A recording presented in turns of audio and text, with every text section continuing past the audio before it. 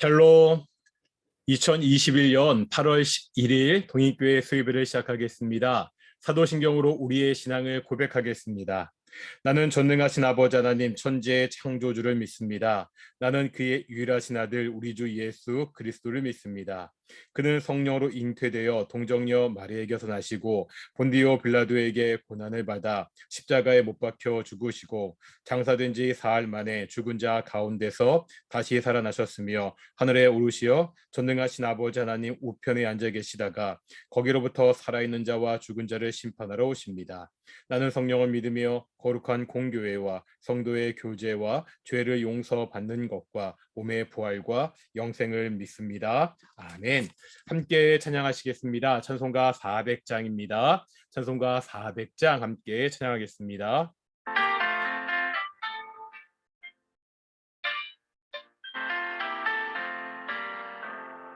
험한 시험물 속에서 나를 건져주시고 노한 풍랑 지나도록 나를 숨겨주소서.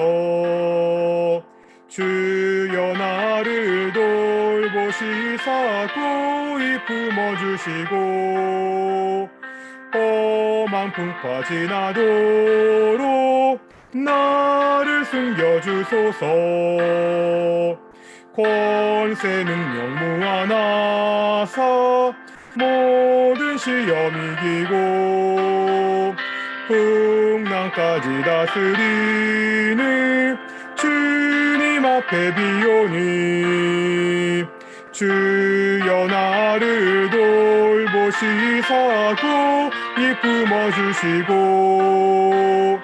험한 풍파 지나도록 나를 숨겨주소서. 죄악길에 빠진 이몸 캄캄한데 헤매며 부르짖는 나의 애원 들으소서 내 주여. 주여 나를 돌보시사 고이 품어주시고 험한 풍파 지나도록 나를 숨겨주소서. 아멘. 기도하겠습니다. 사랑과 은혜가 충만하신 아버지 하나님 감사드립니다. 오늘도 우리가 수요예배로 하나님 앞에 나와 있습니다. 하나님, 우리가 이 수요 예배를 통하여서 하나님의 말씀, 특별히 구약의 말씀을 배우고 있습니다. 이 말씀을 통하여 역사 속에서 일하시는 하나님을 배우게 하시고 오늘날 바로 우리 현실 가운데서도 개입하고 일하시는 하나님을 볼 수 있는 귀한 시간이 될 수 있도록 인도해 주시옵소서. 아버지 하나님, 코로나19가 계속해서 진행돼서 많은 사람들이 고통을 받고 있습니다. 백신 접종이 이루어지고 있지만 인간의 기술로는 이 코로나19를 완전히 종식할 수 없습니다. 하나님, 주께서 하나님의 손을 들어 개입하여 주시옵시고 아버지 하나님, 이 코로나19를 종식시켜 주시옵소서. 우리가 삶의 일상을 찾게 하시고 우리의 신앙의 일상을 찾을 수 있도록 인도해 주시옵소서. 아버지 하나님, 우리 동인교회 가운데 예수님을 믿지 않는 가족들이 있는 가정들이 많이 있습니다. 하나님, 그 가정들을 불쌍히 여겨주시옵시고 예수님을 믿지 않은 가족들을 또한 불쌍히 여겨주셔서 그 마음 가운데 예수 그리스도의 그 복음이 들어갈 수 있도록 인도하시고 주께서 축복하여 주시옵소서. 아버지 하나님, 우리 동인의 성도들 더운 여름 건강하게 지내게 하시고 하나님의 은혜 가운데 가장 선한 모습으로 좋은 모습으로 인도해 주시옵소서. 감사하며 이 모든 말씀 예수님의 이름으로 기도드렸습니다. 아멘. 예, 샬롬 반갑습니다. 우리가 이제 오늘도 이제 하나님의 말씀을 배우게 됩니다.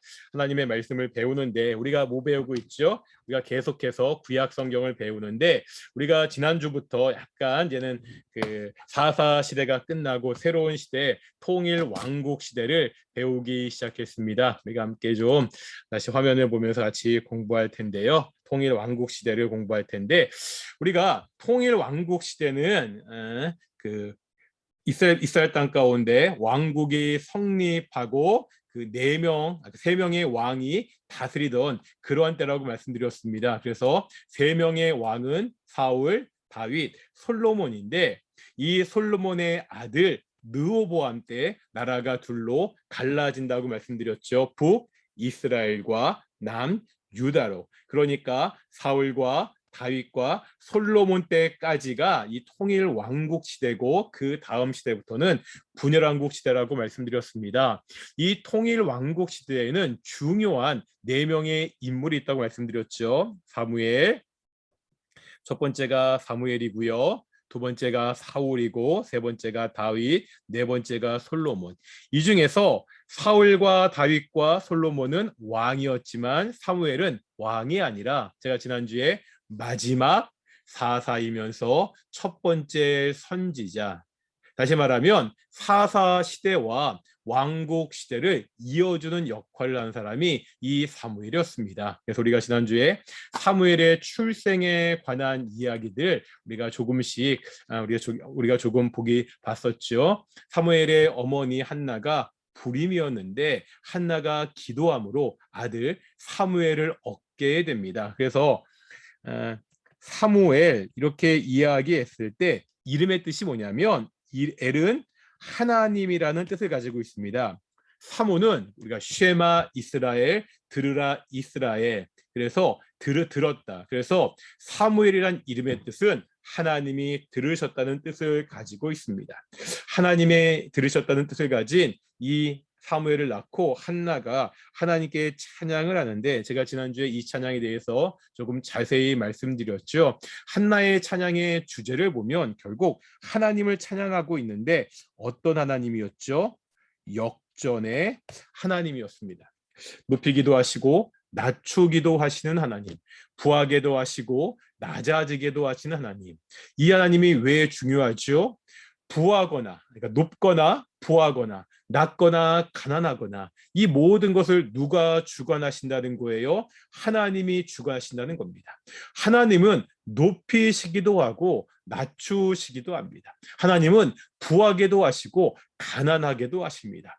하나님은 성공하게도 하시고 실패하게도 하십니다. 이 모든 것이 다 하나님께 달려 있습니다. 이것을 한나는 찬양하고 있는데 이것이 바로 왕국 시대 전체를 쭉 이끌어가는 주제라고 말씀드렸습니다. 열왕기상 열왕기야 왕들의 이야기잖아요. 어떤 왕이 성공한 왕이냐, 어떤 왕이 실패한 왕이냐. 하나님을 믿고 의지하고 하나님을 따르는 왕은 성공한 왕이고 어떤 왕이 실패한 왕이냐, 하나님을 온전히 섬기지 않고 자기 멋대로 우상 숭배하며 살았던 왕이 실패한 왕입니다. 왜 그렇죠? 이 성공과 실패에 가장 중요한 이 모든 주도권을 가지고 계신 분이 누구기 때문에 하나님이기 때문입니다. 그래서 제가 지난주에 이런 1차 방정식을 하나 말씀드려 있죠. 성공의 1차 방정식이라고 Y가 성공의 정도라고 말씀드렸습니다. A는 개인의 능력, B는 주변의 상황. 세상의 성공의 방식은 이렇죠. 성공은 어떻게 할 수 있느냐? A 플러스 B, 개인의 능력이 출중하거나 아니면 주변의 상황이 좋으면은 그 사람 Y 성공할 수 있습니다. 성공의 값이 높을 수 있습니다. 하지만 성경이 말하는 성공에는 1차 방정식, 새로운 변수 X가 있다는 거예요. 이 X가 뭐였죠? 하나님이었습니다.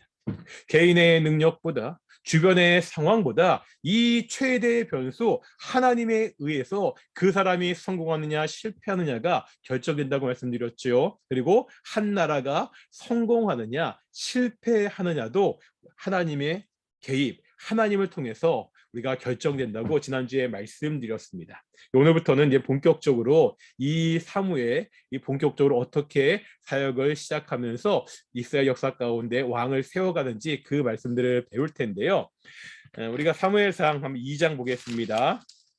사무엘상 2장 보면 1절부터 11절까지는 우리가 지난주에 보았던 한나의 찬양이 나오고요. 우리 한번 1장 2장 11절 보겠습니까? 2장 11절 보면 엘가나는 라마의 자기 집으로 돌아가고 그 아이는 제사장 엘리 앞에서 여호와를 섬기니라. 여기서 엘가나는 한나의 남편이죠. 엘가나는 라마의 자기 집으로 돌아가고 그 아이는 사무엘입니다. 한나는 자기가 하나님께 아이를 위해서 기도할 때 드렸던 서원대로 사무엘을 그 하나님의 성전에 바치게 됩니다. 그래서 이제 사무엘이 어릴 때부터 하나님의 성전에서 자라게 되는데, 여기 쭉 2장부터 쫙 살펴보면 좀 재미난 게 있습니다. 여기 보면 엘리가 나오고 있죠. 엘리는 당시 이스라엘의 대제사장들이었습니다. 그 대제사장의 아들들이 나오고 있습니다. 그리고 사무엘이 나오고 있는데 제사장의 아들들이잖아요. 이들도 어릴 때부터 하나님의 성전에서 자랐잖아요. 하지만 이 엘리의 아들들과 이 사무엘과 굉장히 대조돼서 나타나는 것을 우리가 볼 수 있습니다.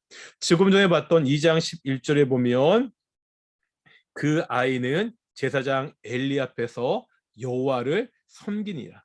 사무엘은 어릴 때부터 하나님을 섬기는 그런 사람이었습니다. 그런데 2장 12절 보실까요? 2장 12절 뭐라고 말씀하고 있죠? 엘리의 아들들은 행실이 나빠 여호와를 알지 못하더라. 엘리의 아들들은 행실이 나빠 뭐라고요? 여호와를 알지 못하더라.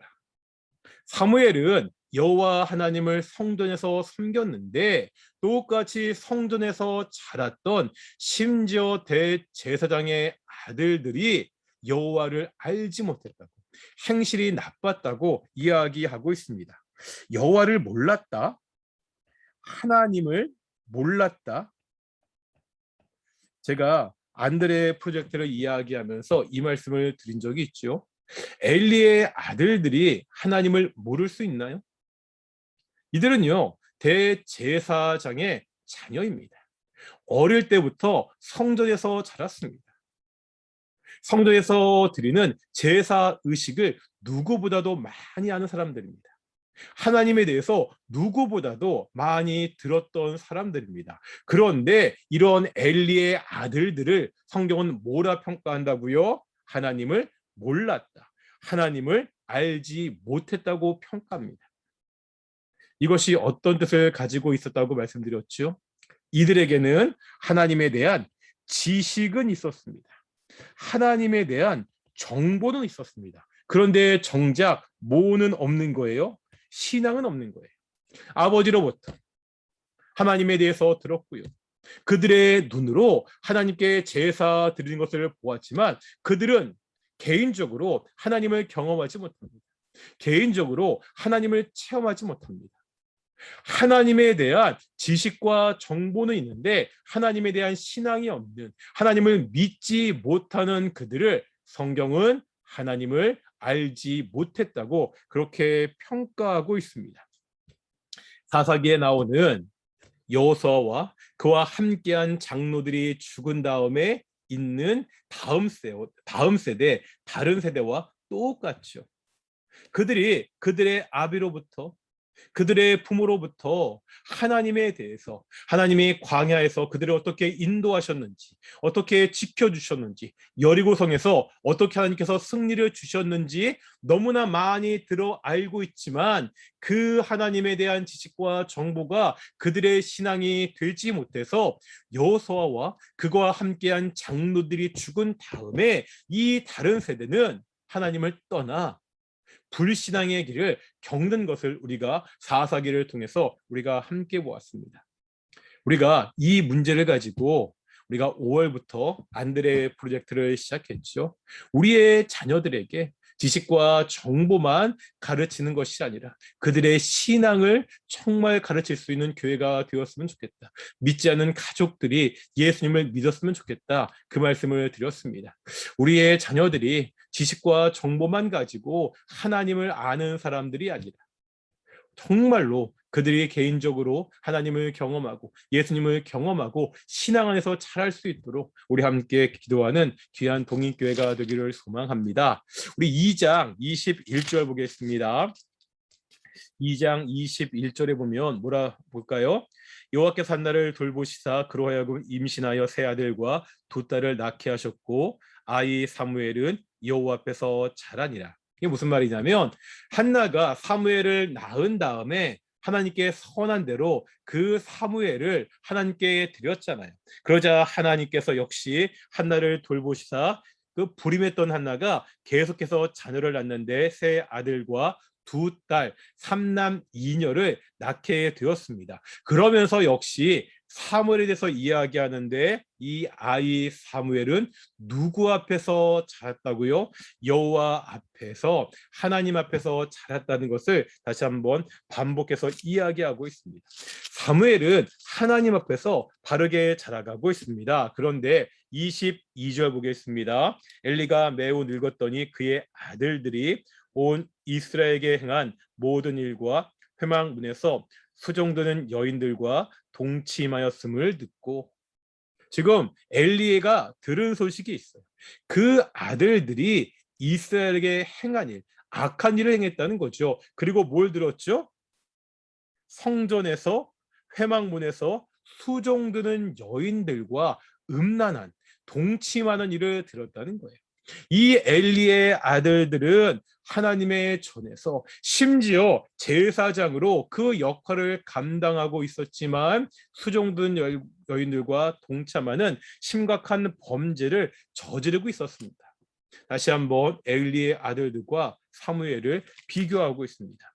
2장 25절 보실까요? 2장 25절 같이 읽겠습니다. 시작. 사람이 사람에게 범죄하면 하나님이 심판하시려니와 만일 사람이 여호와께 범죄하면 누가 그를 위하여 간구하겠느냐 하되 그들이 자기 아버지의 말을 듣지 아니하였을 때 이는 여호와께서 그들을 죽이기로 뜻하셨음이더라. 엘리가 자식들에 대한 나쁜 소식을 듣고 그들을 혼내는 거죠. 얘들아, 사람이 하나님 앞에 범죄하면 누가 그를 위해서 간구할 수 있느냐? 죄짓지 마라, 하나님께 범죄하지 마라, 그렇게 이야기하는데 아들들의 반응이 뭐죠? 자기 아버지의 말을 듣지 않았다. 이유가 뭡니까? 하나님께서 그들을 죽이기로 작정하셨다. 그러니까 엘리의 아들들은 하나님의 심판이 예정되어 있다는 거예요. 대제사장의 아들들이고 그들도 제사를 했던 제사장들인데 이 제사장들이 뭐를? 하나님의 심판을 받게 되었습니다. 누구보다도 가장 종교적인 사람들이, 누구보다도 가장 신앙적이어야 될 사람들이 결국 하나님의 심판을 받게 됩니다. 그런데 2장 26절에 보면 아이 사무엘이 점점 자라매 여호와와 사람들에게 더욱 은총을 받더라. 반면에 사무엘은 하나님의 은총을 받는, 사람들에게 지적받는 것이 아니라 사람들에게 칭찬받고 은총을 받는 사람으로 커가는 것을 우리에게 보여주고 있습니다. 사무엘상 2장에 보면 이렇게 제사장의 아들들인 엘리의 아들들과 사무엘이 얼마나 대조되는지를 잘 보여주고 있습니다. 그런데 이렇게 엘리의 아들들이 잘못된 것은 물론 그들의 잘못도 있지만 그 부모인 엘리의 잘못도 있습니다. 이제 3장에 보면 이 엘리와 사무엘이 서로 이렇게 대조되는 모습이 나오는 것을 볼 수가 있거든요. 한번 보겠습니다. 3장 1절과 2절 볼까요? 3장 1절과 2절입니다. 아이 사무엘이 엘리 앞에서 여호와를 섬길 때에는 여호와의 말씀이 희귀하여 이상이 흔히 보이지 않았더라. 엘리의 눈이 점점 어두워가서 잘 보지 못하는 그때 그가 자기 처소에 누웠고, 그러니까 이때가 어떤 시대라고요? 여호와의 말씀이 희귀하여 이상이 흔히 보이지 않았더라. 이 사무엘이 어렸을 때 그 당시 시대적 배경이 사사 시대라고 말씀드렸습니다. 이스라엘 백성들이 계속해서 하나님을 배역하던 시대, 하나님의 목전에서 악을 반복해서 행하던 시대가 이 사사 시대였습니다. 나중에 우리가 삼손 때 보았지만 삼손 때는요, 이스라엘 백성들이 하나님의 심판을 받아도 뭐하지 않죠? 하나님께 부르짖지 않습니다. 그들의 죄를 회개하고 하나님께 간구하지 않습니다. 사사기 초반에 보면 그 이스라엘 백성들이 죄를 짓고 하나님이 진노해서 하나님이 심판하시면 이 심판을 통해서 이스라엘 백성들이 그들의 죄를 깨닫고 회개하고 하나님께 간구했는데, 이제 마지막에 가면 삼손 때 보면 하나님의 심판에도 자신의 죄를 돌아보지 못하는 시대, 하나님께서 분명히 그들을 징벌하셨는데도 그 징벌조차 알지 못하고 하나님을 찾지 않는 시대가 마지막 사사 시대의 모습이었습니다. 그러니 그런 시대에 하나님의 이상이, 하나님의 말씀이 있을 수 없죠. 하나님의 말씀이 심의하고 하나님의 말씀이 쉬게하고 이상이 보이지 않던 시대가 이 사무엘이 있던 시대였습니다. 문제는 뭐냐? 3장 2절에 보니까 엘리의 눈이 점점 어두워가서 잘 보지 못하는 그때, 사사시대에 하나님의 말씀이 쉬기하고 이상이 잘 보이지 않다고 말씀하면서 바로 엘리의 눈이 어두웠다, 잘 보지 못했다고 이야기하고 있습니다. 물론 첫 번째 의미는, 표면적인 의미는 엘리가 나이가 많아서 노안이 와서, 저도 요즘 이게 작은 글씨가 잘 보이지 않거든요.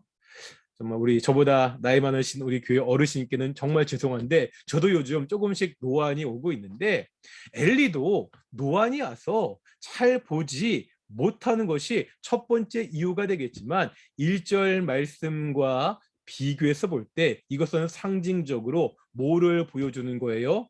엘리가 눈이 어두워져서 하나님의 말씀을, 하나님의 이상을 제대로 보지 못하는 것을 보여주고 있습니다.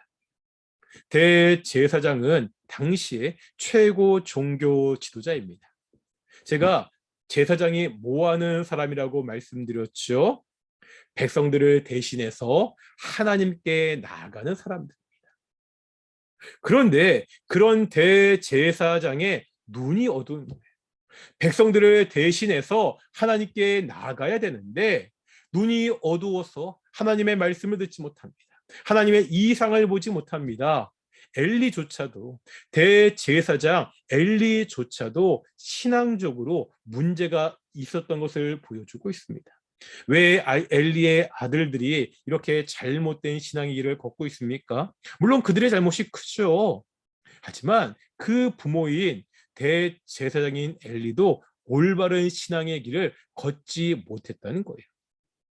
그러니까 그 아들들이 올바른 신앙의 본을 보지 못하고 어릴 때부터 성전에서 자랐습니다. 그 아들들이 온전하게 신앙적으로 클 수가 없었죠.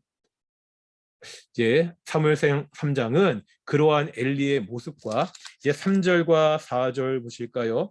3절과 4절에 보면 하나님의 등불은 아직 꺼지지 아니하였으며 사무엘이 하나님의 궤에 있는 여호와의 전 앞에서 누웠더니 여호와께서 사무엘을 부르시는지라.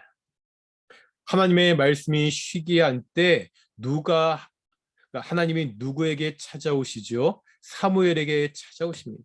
그러니까 시대가 아무리 어둡고 시대가 아무리 신앙적으로 하나님을 배도한 때라도 그러한 시대에 하나님의 말씀을 듣고 그 말씀을 순종하는 사람이 있다는 거예요. 그게 누구였다는 거예요? 그 사사 시대에는 사무엘이었다는 겁니다. 그 어두운 사사 시대에 이제 하나님의 말씀을 듣고 하나님의 새로운 소명을 통해서 이스라엘 땅 가운데 왕국을 세우는 사람, 그 사람이 바로 사무엘이었습니다. 모든 사람이 하나님의 말씀을 듣지 못하고 있었지만 사무엘은 하나님의 말씀을 들었습니다.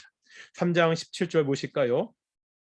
이르되 내게 무엇을 말씀하셨느냐 청하노니 내게 숨기지 말라. 내게 말씀하신 모든 것을 하나라도 숨기면 하나님이 내게 벌을 내리시고 또 내리시기를 원하노라 하는지라. 그러니까 엘리가 하나님께서 사무엘에게 무언가 말씀하셨다는 것을 들었어요. 그러니까 그것이 무엇이냐고 지금 3장 17절에서 묻고 있습니다. 지금 대제사장이 누구예요? 엘리가 대제사장이에요. 그런데 대제사장인 엘리가 오히려 사무엘에게 묻고 있습니다. 18절에 보면 사무엘이 그것을 자세히 말하고 조금도 숨기지 아니하니, 오히려 아이 사무엘이 하나님께 말씀을 듣고 그 들었던 것을 엘리에게 말하고 있습니다.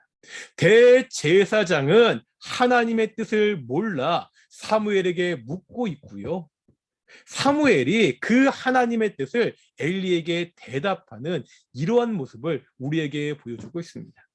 이 시대가 얼마나 하나님을 떠난 악한 시대인지, 이 악한 시대 가운데 사무엘이 얼마나 빛나는 신앙을 가졌는지를 상징적으로 잘 보여주고 있습니다. 그래서 이제 23장 21절에 보면 여호와께서 실로에서 다시 나타나시되 여호와께서 실로에서 여호와의 말씀으로 사무엘에게 자기를 나타내시니라. 이제 사무엘이 엘리를 대신하고 모든 이스라엘 백성들을 대신해서 하나님의 말씀을 듣게 되는 거죠. 그래서 4장 1절에 보면 사무엘의 말이 온 이스라엘에 전파되니라. 이제 사무엘이 하나님의 말씀을 듣고서 그 말씀을 이스라엘 백성들에게 전파하는 거죠. 아까 제사장은 뭐 하는 사람이라고요? 백성을 대신해서 하나님께 나아가는 사람이었습니다. 지금 사무엘은 뭐를 하고 있죠? 하나님의 말씀을 듣고 백성에게 다시 한번 가르치고 있죠. 하나님을 대신해서 백성들에게 말하는 사람, 이 사람이 누구죠? 선지자입니다. 이제 사무엘이 본격적으로 선지자의 역할을 감당하면서 이스라엘 백성들의 지도자로 서는 것을 이렇게 3장은 마무리하면서 우리에게 보여주고 있습니다. 그래서 이제 사무엘이 본격적으로 이스라엘 백성들을 다스리게 되는데, 그 일이 벌어질 때 4장에 보면 이스라엘 백성들과 블레셋과의 전쟁 이야기가 나옵니다. 그런데 여기에서 이스라엘 백성들이 하나님의 언약궤를 빼앗기게 됩니다. 한번 보겠습니다. 4장 2절에 보면요. 블레셋 사람들이 이스라엘에 대하여 전열을 벌이니라. 그들이 싸우다가 이스라엘이 블레셋 사람들 앞에서 패하여 그들에게 전쟁에서 죽음을 당한 군사가 4,000명 가량이라. 이스라엘과 블레셋이 싸우는데 첫 번째 전쟁의 결과가 뭐죠? 이스라엘 백성들이 블레셋에게 패했습니다. 그래서 죽은 자가 4,000명이 되었습니다. 그러니까 전쟁에서 졌잖아요. 전쟁에서 졌으면 이제 그 전쟁에서 다시 이길 대책을 세워야 됩니다. 우리 4장 3절 보겠습니다. 4장 3절입니다. 백성의 진영으로 돌아오매 이스라엘 장로들이 이르되 여호와께서 어찌하여 우리에게 오늘 블레셋 사람들 앞에 패하게 하셨는고. 이제 이스라엘 사람들이 다 백성들의 진영으로 돌아와서 이스라엘 장로들이 회의를 하는 거예요. 왜 우리가 전쟁에서 졌지? 그 결론이 뭐죠? 하나님이 전쟁에서 패하게 하셨다. 그러니까 우리가 전쟁에서 진 이유는 하나님께서 우리를 전쟁에서 지게 하셨기 때문이라고 지금 결론을 맺고 있습니다. 이것은 맞습니다. 이 결론은 옳은 결론입니다. 우리가 그 가나안 정복 시대에 여호수아서를 통해서 계속해서 반복해서 보았잖아요. 이스라엘 백성들의 전쟁은 누구의 전쟁입니까? 하나님의 전쟁이었잖아요. 하나님께서 여리고성을 물리치시고 하나님께서 아이성을 물리치게 하시고 하나님께서 가나안 민족들을 물리치게 하셨잖아요. 하나님이 먼저 가셔서 승리하게 하시고 이스라엘 백성들은 그것을 믿고 가서 승리의 전리품을 취하기만 하면 됐습니다. 이것이 이스라엘 백성들의 전쟁 승리의 공식이었습니다. 하나님이 이스라엘 백성들을 위하여 싸우시고 그것을 믿고 나아갈 때 이스라엘 백성들이 패배했습니다. 이스라엘 백성들의 전쟁의 승과 패는 누구에게 달려 있어요? 하나님께 달려 있습니다. 그러니까 지금 이스라엘 장로들의 결론, 지적은 정확한 거예요. 맞다. 하나님이 우리를 전쟁에서 패배하게 하셨구나. 우리의 군사력의 문제가 아니구나. 원인을 알았습니다. 왜 졌는 줄 알았습니다. 그러면 왜 하나님이 전쟁에서 패배하게 하셨는지 그 이유를 밝히고 이제 다시 한번 하나님을 의지해서 전쟁을 해야 되잖아요. 그런데 이스라엘 장로들이 뭐라 하고 있죠? 다시 한번 4장 3절에 보면 패하게 하셨는 그 다음에 여호와의 언약궤를 실로에서 우리에게로 가져다가 우리 중에 있게 하여 그것으로 우리를 우리 원수들의 손에서 구원하게 하자 했다고 그렇게 지금 이야기하고 있습니다. 지금 이게 무슨 말인 거죠? 지금 전쟁에서 패배했잖아요. 그 이유가 하나님이 패배케 하셨다. 하나님께 이유가 있다는 것까지는 맞았습니다. 그런데 그 대책이 뭐예요? 하나님의 언약궤를 가지고 오자는 거예요. 이들의 해결책이 어떻습니까? 하나님의 언약궤가 하나님의 임재의 상징이죠. 이스라엘 백성들은 하나님이 함께하지 않으셔서 전쟁에서 졌다는 것을 알고는 있습니다. 그러니까 하나님의 임재의 상징 언약궤를 가지고 오자고 하는 건데 이것은 선우가 바뀌었습니다. 왜 이스라엘 백성들이 전쟁에서 패했다고요? 하나님이 패배하게 하셨습니다.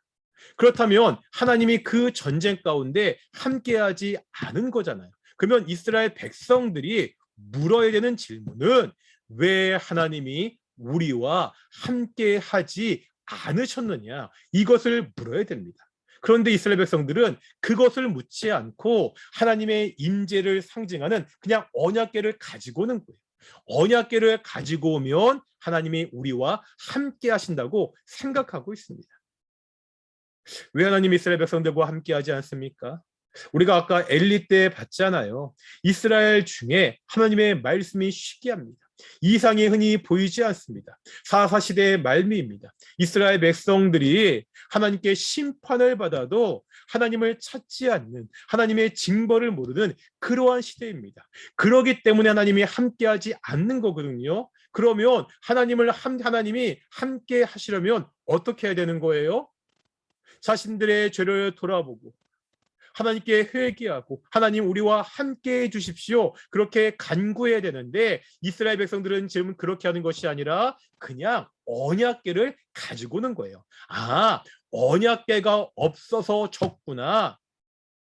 언약궤가 없기 때문에 우리가 패배했구나. 이제 언약궤만 가지고 오면 우리가 이길 수 있구나. 이렇게 착각하고 있습니다. 물론요. 여리고성을 무너뜨릴 때 언약궤가 앞장섰습니다. 요단강을 건널 때 언약궤가 앞장섰습니다. 그렇다고 이 말이 언약궤 무슨 주술적인 힘이 있어가지고 신비한 힘이 있어서 그냥 언약궤가 도니까 성이 무너지고 언약궤가 도니까 요단강이 갈라진 게 아니었잖아요. 왜 요단강이 갈라졌습니까? 이스라엘 백성들이 하나님의 말씀에 순종했잖아요. 지금 물이 철철 넘쳐 흐르는데 말씀에 순종해서 언약궤를 메고 요단강 강가에 발을 내딛자 물이 갈라졌습니다. 언약궤는 하나님의 임재의 상징인데 하나님이 언제 임재하시고 언제 함께 하시는 거예요? 이스라엘 백성들이 하나님께 순종했을 때. 왜 여리고가 무너졌습니까? 이스라엘 백성들이 말씀에 순종했잖아요.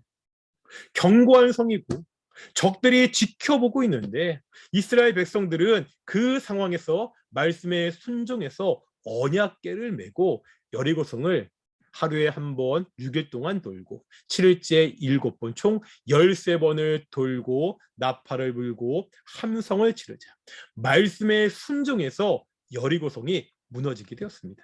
그냥 언약궤가 있기 때문에 여리고성이 무너진 것이 아니라 그들이 말씀에 순종해서 언약궤를 들었기 때문에 하나님이 그곳에 임재하시고 하나님이 함께 하시고 하나님이 대신 싸우셔서 전쟁에서 승리할 수 있었습니다.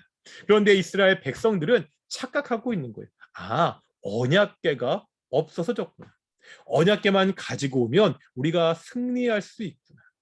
이거 좀 뭐 하는 거죠? 하나님을 자기 마음대로 조종하는 거죠. 정작 하나님의 말씀에는 순종하지 않으면서 뭐 하는 거예요? 이 전쟁의 패배를 그냥 하나님께 돌리고서 언약궤만 가져오면 이길 수 있다 착각하고 있는 겁니다. 제가 이것이 뭐라고 말씀드렸죠? 십계명을 하면서 잠시 말씀드린 적이 있었는데 이게 바로 우상 숭배입니다. 왜 사람들이 조그만 우상을 만드는 거죠? 왜 조그마한 우상을 만들어서 집에도 모셔놓고 이 목걸이도 걸고 귀걸이도 달고 왜 우상을 만드는 거죠? 신을 자기 마음대로 조종하기 위해서. 신은 보이지 않잖아요. 너무나 엄청나잖아요. 그 신을 자기 눈에 보일 수 있도록 이렇게 조그만 형상으로 만들어 놓고 내가 그 신에게 빌면 그 우상에게 빌면 그 우상이 나에게 복을 줄 것이라고 생각하는 거죠. 그러니까 신을 자기의 생각대로 자신의 뜻대로 움직이는 거예요. 조정하는 거예요. 그게 우상 숭배입니다. 지금 이스라엘 백성들은 언약궤를 우상 숭배하고 있는 거예요. 참 아이러니하죠. 언약궤는 정말로 하나님의 임재의 상징입니다. 율법에 보면 내가 언약궤에서 너희를 만날 것이라고 분명히 약속하십니다. 실제 하나님은 언약궤 가운데 임재하셔서 이스라엘 백성들을 만났습니다. 그런데 그런 언약궤마저 뭐가 되는 거죠? 우상 숭배의 대상이 되는 거예요. 그 내용, 하나님을 온전히 섬기고 하나님의 말씀에 순종해야 되는 그 신앙의 내용을 잊어버리니까, 형식만 남아버리니까 이 언약궤마저 우상 숭배가 되고 말았습니다. 그 언약궤를 가지고 왔을 때 이스라엘 백성들이 승리합니까? 승리하지 못하죠. 그 언약궤를 블레셋에게 빼앗기게 됩니다. 하나님의 임재의 상징이었던 여리고성을 무너뜨려 요단강을 건너게 했던 그 언약궤를 블레셋에게 빼앗기고 마는 거죠. 신앙의 내용이 없는, 신앙 고백이 담겨져 있지 않은 언약궤는 그냥 나무 박스에 불과한다는 거예요. 그냥 상자에 불과합니다. 그것이 무슨 신비한 주술적인 힘을 이루는 것이 아니라는 것을 보여주고 있습니다. 마찬가지입니다. 우리가 신앙생활 하잖아요. 우리가 예배 드리잖아요. 이 예배도요, 그냥 형식으로 끝일 수 있다는 거예요. 아니, 심지어 예배도요, 우상 숭배가 될 수 있습니다. 뭐가 빠지면은요, 우리의 신앙 고백이 빠지면, 정말 하나님을 사랑하고 정말 하나님께 내 모든 것을 온전히 드린다는 그 신앙 고백이 빠지고 그냥 습관적으로 형식적으로 우리가 예배를 드린다면 하나님께 드리는 그 예배도 우상 숭배가 될 수 있다는 거예요. 더 이상 그것은 예배가 아니라 그냥 자기 만족을 위해 하는 종교 행위가 되는 거죠. 이스라엘 백성들은요, 자기 만족을 위해서, 그러니까 하나님을 만족시켜야 되는데, 하나님이 함께 하시려면 하나님을 만족시켜야 되는데, 하나님을 만족시키지 않고 자기 만족을 위해서 언약궤를 가지고 왔고, 결국 그 언약궤를 블레셋에게 빼앗기고 맙니다. 그렇다고요, 이 언약궤가 아무런 의미가 없는 것이 아니죠. 5장 더 7장에 보면 이 언약궤를 찾는 장면들이 쭉 나오고 있는데, 아까 4장 3절 우리가 봤고요. 5장 8절 보실까요? 5장 8절 보실까요? 5장 8절입니다. 같이 읽겠습니다. 이에 사람을 보내어 블레셋 사람들의 모든 방백들을 모으고 이르되 우리가 이스라엘의 시내기를 어찌하려 하니 그들이 대답하되 이스라엘 시내기를 가드로 옮겨가라 함으로 이스라엘 시내기를 옮겨갔더니, 이게 무슨 말이냐? 블레셋이 그것을 빼앗아 왔잖아요. 그것을 빼앗아 와가지고요, 그러니까 블레셋 사람들이 아스돗에 놓거든요. 아스돗의 다곤 신상에 그것을 놓게 됩니다. 이게 뭐냐면은 다곤은요, 블레셋 사람들이 섬겼던 신이거든요. 그 신의 신전에 그 언약궤를 가지고 왔다는 것은 자기들이 승리해서 언약궤를 뺏어온 거잖아요. 다곤 신이 위대한 신이고 이제 이스라엘 믿는 이 여호와가 이 다곤 신 앞에 결국 굴복했구나. 그 전리품으로 이 언약궤를 다곤 신전에 가지고 왔습니다. 그런데 어떤 일이 벌어지죠? 그것을 가지고 온 다음 날 5장 4절에 보니까요, 그 다곤 신상이요, 그 여호와 궤 앞에서 엎드러져 있습니다.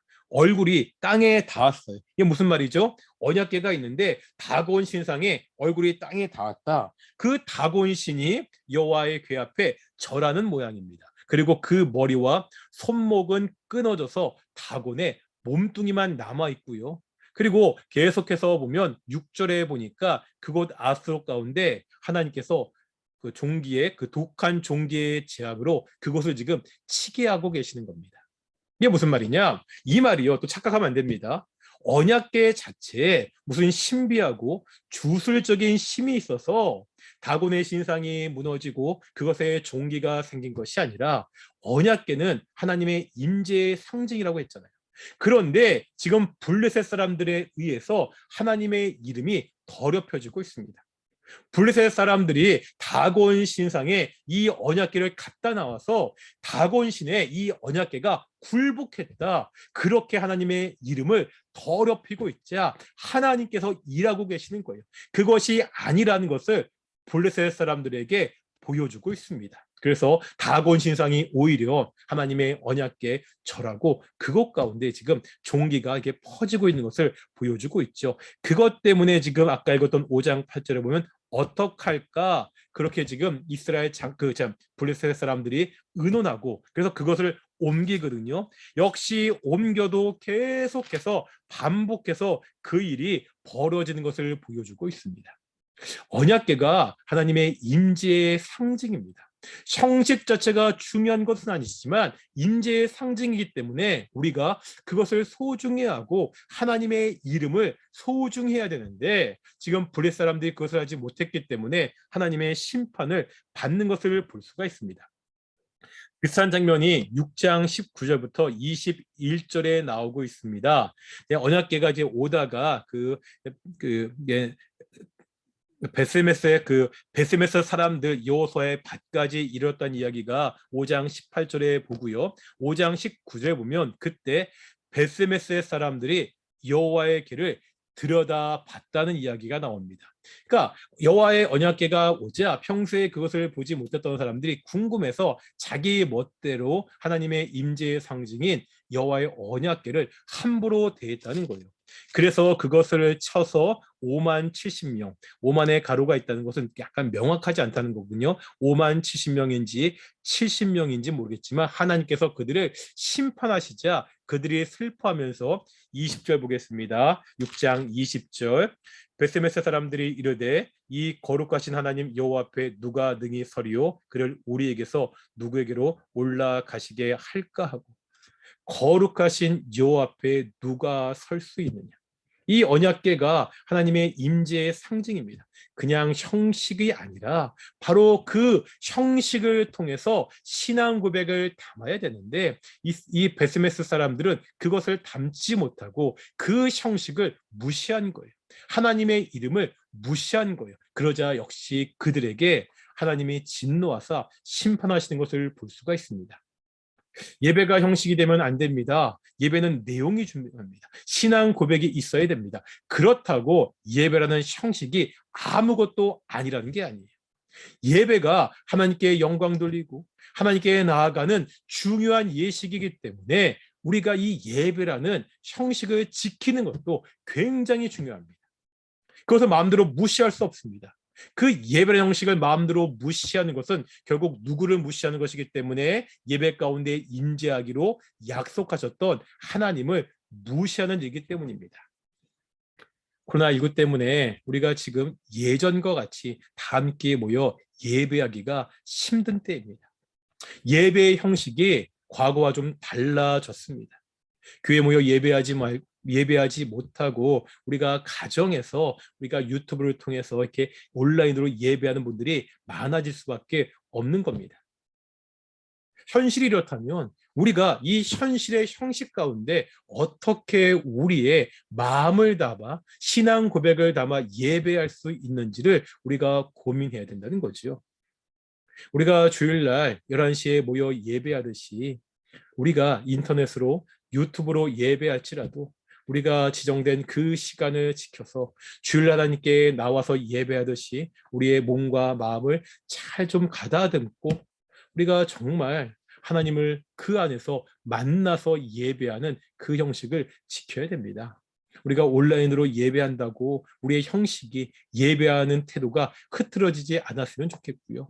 온라인으로 예배할지라도 우리가 그 마음 가운데 우리의 신앙 고백을 온전히 담아 예배할 수 있어야 됩니다. 그렇게 예배한다면 우리가 어디서 예배하든지 어떠한 상황에서 예배하든지 하나님께서 그 예배를 기뻐 받으실 겁니다.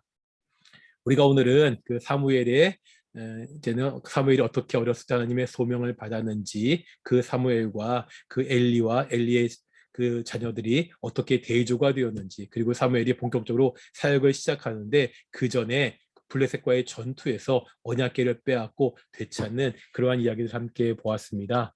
우리가 다시 한번 이 말씀들을 통해서 우리가 어떻게 신앙생활을 해야 되는지를 다시 한번 고민하고 다시 한번 결단하는 귀한 시간 되었으면 좋겠습니다. 제가 기도하겠습니다.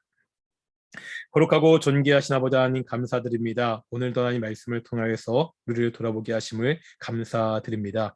엘리는 제사장이었습니다. 하지만 제사장이 하나님의 말씀을 제대로 알지 못했습니다. 이스라엘 백성들이 하나님의 언약궤를 그냥 종교적 형식으로 여기고 하나님의 이름을 오히려 더럽히고 우상 숭배를 했습니다. 하나님, 우리가 그런 실수를 범하지 않도록 하여 주시옵시고 우리가 말씀을 듣고 순종하고 우리의 신앙 고백을 담아 하나님께 예배할 수 있도록 인도해 주시옵소서. 우리의 자녀들에게 하나님을 보여주고 하나님을 가르치고 우리의 자녀들이 신앙적으로 잘 성장할 수 있도록 인도하시고 주께서 지켜 주시옵소서. 감사하며 이 모든 말씀 예수님의 이름으로 기도드렸습니다. 아멘. 주기도문 하시겠습니다. 하늘에 계신 우리 아버지, 아버지 이름을 거룩하게 하시며 아버지 나라가 오게 하시며 아버지의 뜻이 하늘에서와 같이 땅에서도 이루어지게 하소서. 오늘 우리에게 양식을 주시고 우리가 우리에게 잘못한 사람을 용서하여 준 것 같이 우리 죄를 용서하여 주시고 우리를 시험에 빠지지 않게 하시고 악에서 구하소서. 나라와 권능과 영광이 영원히 아버지의 것입니다. 아멘. 예, 이것으로 수요 마치겠습니다. 건강하시고요. 다음 주에 뵙겠습니다. 샬롬.